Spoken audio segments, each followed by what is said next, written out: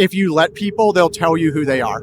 Yeah. So we do scorecards, we follow vote history, we follow like campaign websites, where people are taking stances on issues, but it's really the actions that they have actions taken speak louder than words. People 18 to 35 in the United States of America, they don't believe that they're ever going to be able to financially afford starting a family and getting married.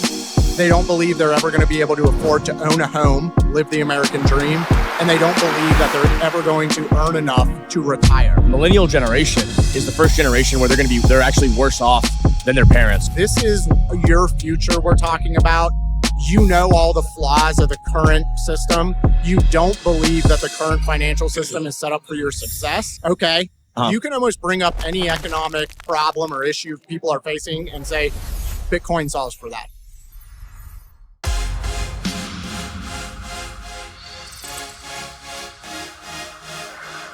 We're here today at Bitcoin 2025 in Las Vegas with Mike from the Bitcoin Voter Project, a civic initiative committed to defending financial freedom and educating Americans on why Bitcoin matters at the ballot box. From rural mining towns to the halls of Congress, Mike and his team are helping reshape the political conversation around sound money, digital rights, and economic empowerment. Welcome, Mike. How are you? Thanks for having me. I'd love to have you, brother. So tell me about the exact moment you realized American voters needed to understand Bitcoin wasn't just an investment. It was a civic duty. Yeah, I think what was happening about 18 months ago, we saw a movement where we did some national polling and modeling across the country. And the responses that we got back from 18 to 35-year-olds was remarkable. Wow. Here's 3 quick takeaways that I think will be eye-opening for the listeners and maybe even you. People 18 to 35 in the United States of America, they don't believe that they're ever going to be able to financially afford starting a family and getting married. They don't believe they're ever going to be able to afford to own a home, live the American dream, and they don't believe that they're ever going to earn enough to retire. So we took those 3 points and said, okay, we have an asset class now that's outperforming the S&P. Yeah. It can really deliver something for people's investment portfolios, provide them stability and a vehicle to take that financial control of their future back into their own hands. Yeah. And so we started to slowly educate them, bring them on board to like what the Bitcoin Voter Project was doing. And the response we got was kind of outstanding. And people were signing up. They wanted to be a part of it. And we recognized that there was this need. People, not only do people want hope, but they want to understand why they're in their current financial system. Like, why did the Fed print all this money? Why do they continue to keep the spigot running? And then what is currency? Yeah. You know, where does value come from? And so we just educate them on these things. We don't stop talking to them just because an election happened and we wind down. We want to continue to keep them engaged in conversation and in the authentic voice of the industry. We talk about Bitcoin, we talk about crypto. We don't talk about partisanship. We don't talk about social issues. Like, we really want to focus and hone in on, hey, this is your future we're talking about. You know all the flaws of the current system. You don't believe that the current financial system is set up for your success. That is remarkable. It really is. Like, you know, that you got that response on that, because I read somewhere recently that my generation, like our generation, millennial generation, is the first generation where they're actually worse off than their parents, right? In a long time in American history. That's pretty remarkable. And, you know, I see it with friends and you know, I was lucky to be an entrepreneur and be able to buy a property and a home, you know what I mean? Like, but most of my like friends and family, et cetera, like they just aren't able, and it's getting further and further out of reach as we feel the perverse economic impacts of the downstream effects of fiat money and just the printing press. And, you know, since we've detached from this sound money standard and printed up all this money, you know, that dream has continued to escape a lot of people, right? Yes. The wealth inequality gap has continued to really accelerate. It's like that chart. What the fuck happened in 1971, right? Like, you see it, and it's like, once you see it, you're like, oh my God, you can step outside the matrix and realize, like, okay, what's happening here? And you start to understand what's happening. Okay, they're printing money, and stuff like real estate, which has always been, it's a very old investment, but it has become a store of value asset instead of like more so than ever, because people know that just holding on to the money, they're going to be debased. So it's a feeling. So they put it into a hard asset that's going to store value. Well, that has perverse downstream effects for, new people in the world, people that are coming of age, right? Like can't afford a home, right? So it's got all these downstream perverse effects. So that's actually striking to see that in the data. They might not even understand why, but they feel that way, right? So Bitcoin is, in a lot of ways, an immune response to everything that's been going on, right? And so many people like try to dismiss it. But like what you're saying, like this is why it matters. This is why it's important. Bitcoin is so amazing, and there's so many different aspects, and there's so many different things you can look at of like why Bitcoin matters.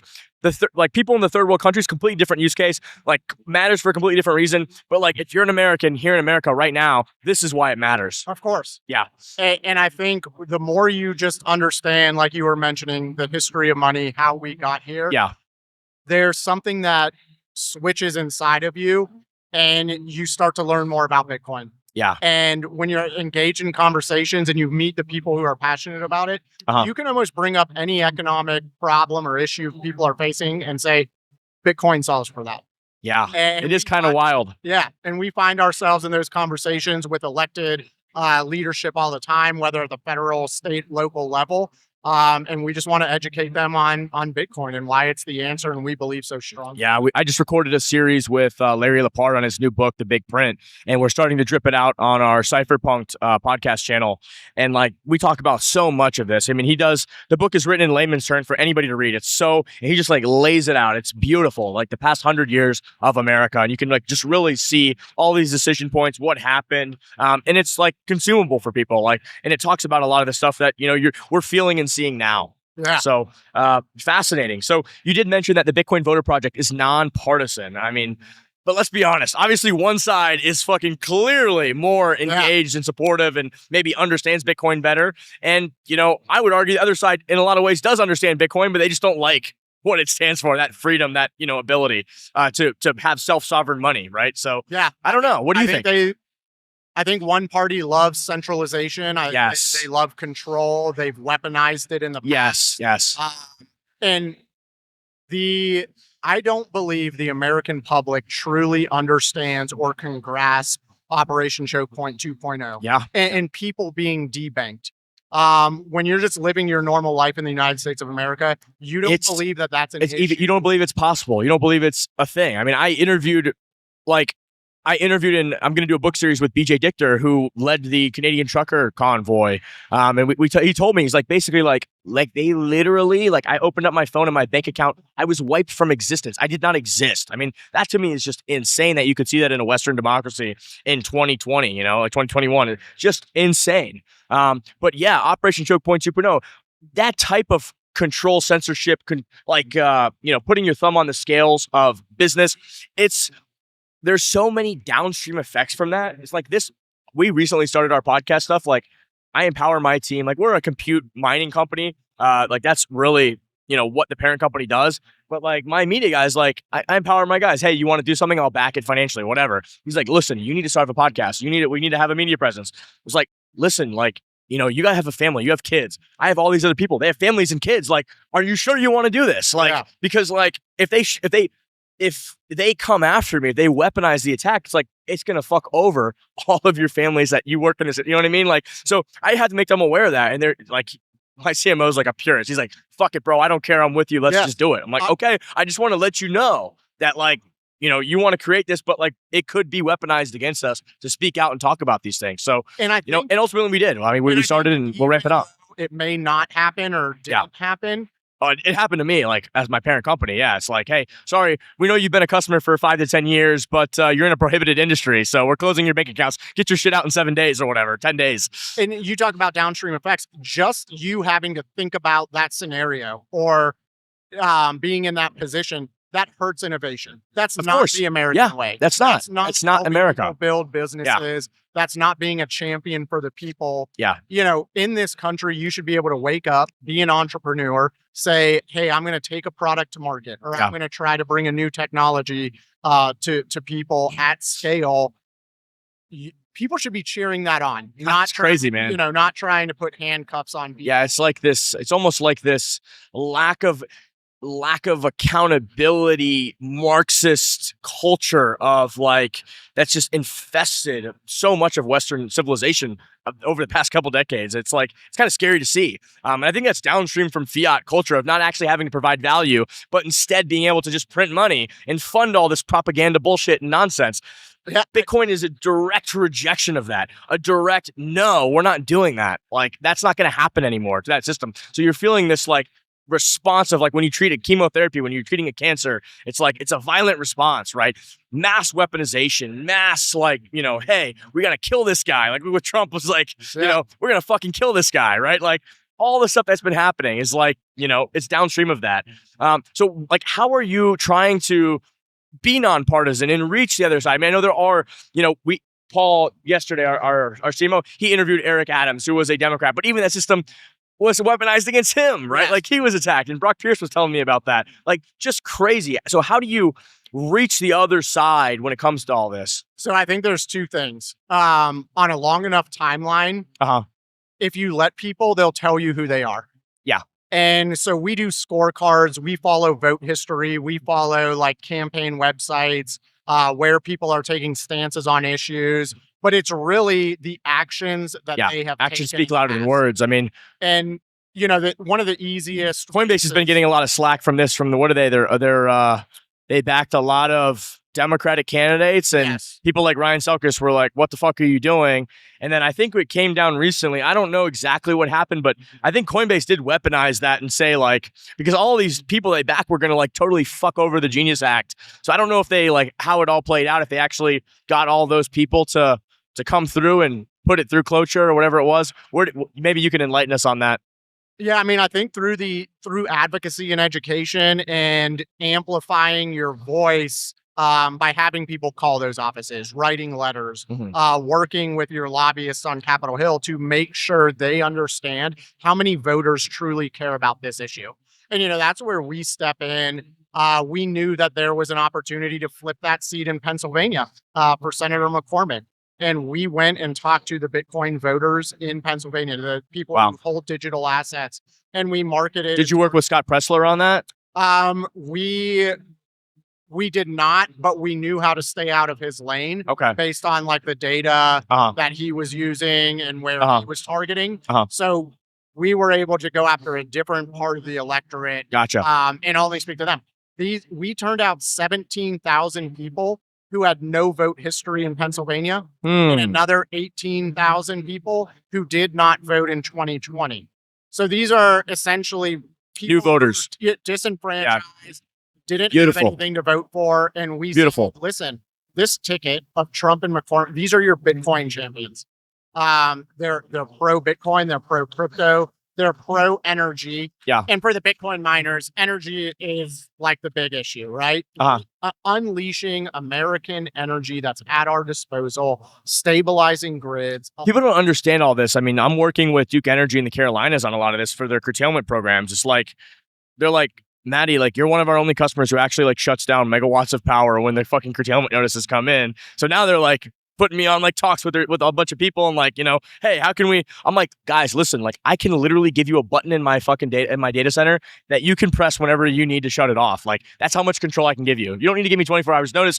You don't need to give me 12 hours notice. You don't need to give me 1 hour's notice. Like you can literally press the button yourself. Yeah. Like they're like, oh my God, like they're really starting to get it, right? And then we increase that base load. So, they have more certainty and guarantee for of energy. And, energy is going to need to grow so fucking much. I'm so bullish energy and I'm so bullish compute. Like it's coming, it's happening. Like this is where we're at right now in 2025. I mean, like this is the very beginning of all this. The golden age is coming, it seems like. Think of where investors are putting like money, right? And you talk about the Mag 7. Well, listen, these are all companies that harness data, store data, hyperscale, have massive data centers across the country and continue to grow. Like this is the future. Then you have, the AI component that's coming on board. That is where investors are putting their money. They're going to go to states that offer stable grids, access to energy, guaranteed energy loads. Like this is it. And so what are governors of these states going to do? How are legislators going to, become energy friendly and then work with the administration to make this all come together? Have there been any political candidates on the Democratic aisle that you guys have advocated for and worked for that you found across the aisle and maybe, hey, these are Bitcoin champions? Yeah, I think Senator Gallego in Arizona. Okay. Yeah, he is a Bitcoin champion. He's on board. We engage with his office all the time. Because I know Carrie Lake ran against him and she was also pro Bitcoin. Yeah. So how did you figure that out and how did you navigate that race in that situation? So we actually stayed out of that race. Oh, you did? Okay. Primarily because we didn't have the data that could support, winning that seat. For Carrie Lake. Okay. So we have indicators. We work with political consultants and teams to say where are the best opportunities to either increase a majority in the Senate or flip a seat. Yeah. And Ohio was obviously a big one. Pennsylvania was a big one. Yeah. We wanted to show love to Ted Cruz in Texas. Yeah. Who's also a Bitcoin champion. So we will go and look at the data. And we will go to where the data leads and want those opportunities. Were there any Democratic candidates that you wanted, were there any red areas that were anti-crypto that you wanted to flip from red to blue because you found somebody? Not in this past election. I did not think so. Yeah. Because I'm genuinely curious, right? It's And I think up and down the administration, the people that President Trump has put into place, whether it's Bessent at Treasury, David Sachs, fantastic. Love those guys. JD Vance. Fucking love these guys. Bitcoin holders, right? Yeah. They get it. They're bought in. And when you see that commitment, promises made, promises kept. Yeah, you're not wrong. And that's where we're going. And we feel great about that. But I think as a miner, we need energy. And we need competitive energy at prices that keep us competitive across the globe, right? Is it not only are we looking state to state here for operations, but you see now people are mining in Africa. Then what is China going to do? How's Russia playing a part? Yep. If you want the U.S. to be the Bitcoin champion and where Bitcoin is mined, well, then we need access to the energy. Yeah, no doubt about it. No doubt about it. So you've orange pilled people across the political spectrum. Describe the person who surprised you the most by getting it. Who was somebody that you talked to that was and then you talked to them and you were able to kind of convince them? I think over time this happens more at the state level. It's going in deep with the state legislatures when an SBR is about to be introduced. Yep. Just the past 2 weeks in Texas, we had conversations, met with, and then targeted with advertising 30 members of the Texas House who were Republicans, who were on the fence about this. Yeah. And being able to engage with them directly, have honest conversations, walk them through the issues, got them on board, and we saw that SBR get passed and now sits on Governor Abbott's desk. But I'll tell you what, it's not that people are against Bitcoin or crypto. Yeah. They lack the understanding to take a real position. So it's really on us as industry advocates. Do you work with Dennis at all? Yes. Okay, fantastic. Dennis was one of our pivotal partners in Arizona. Oh, wow. Okay, nice. And we're really working to really team up to get these SBRs passed across the country. Okay, nice. Bitcoin is for everybody. Governments, people, as I tell everybody, that's my take. People are like, oh, we don't want government. No, Bitcoin is for everybody, right? Whether you're a state government, local government, federal government, nation state, person, individual, family, etc., right?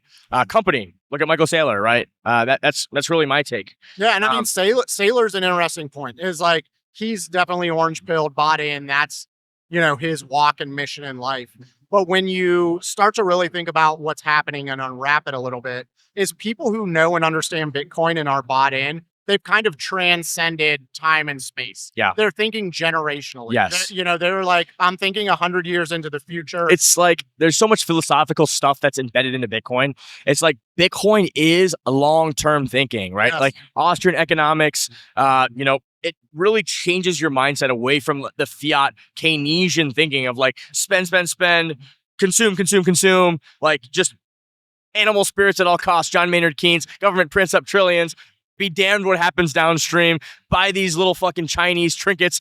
Doesn't matter why. Just buy, right? Like Bitcoin just rewires your brain to take, like, it literally is, not only is it energy money, but it's accountability money. And I think that's what's lacking in our civilization. And it's a product of the incentive structure of the overarching system. And we just see the downstream, secondary and tertiary effects, which government does all these things, but they never measure the downstream effects that it causes in all of the little things that's happening, right? So that's a big part of the equation. And people are really waking up and starting to feel that.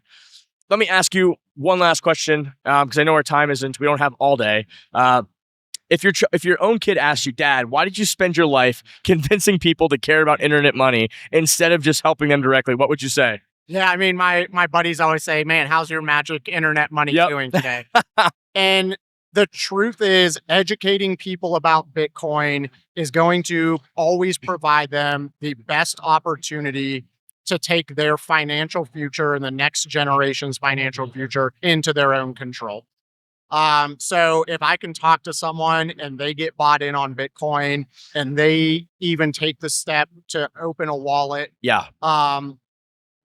understanding holding something in cold storage. We do a lot of that at our local Bitcoin meetup. Like every meetup, I'm helping people, teaching them about seed phrases, teaching them about personal sovereignty. So I love doing it. I mean, it's amazing. It opens a door for critical thinking. Yes. And then it just spreads to every area of your life. No doubt. You start to make better decisions. You start to think outside the box. You start to question why things have always been this way. Do I need to live within these parameters? And Bitcoin kind of allows you to snap out of it and say, no, there is a better way.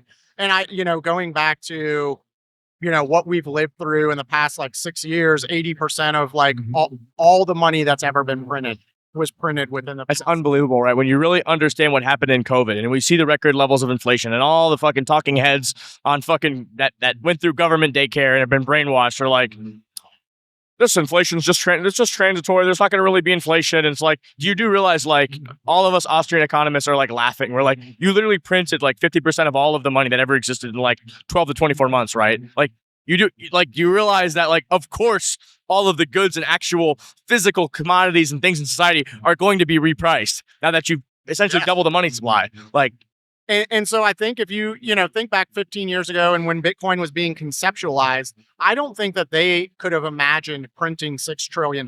Yeah. But where you start is you ask, can we fix the current system? Yeah. And what are the problems with it? And I believe they got to the conclusion of no. Like, we can't fix this current system. And this is more than a decade ago, and it's on a collision course. Yes. That's, and...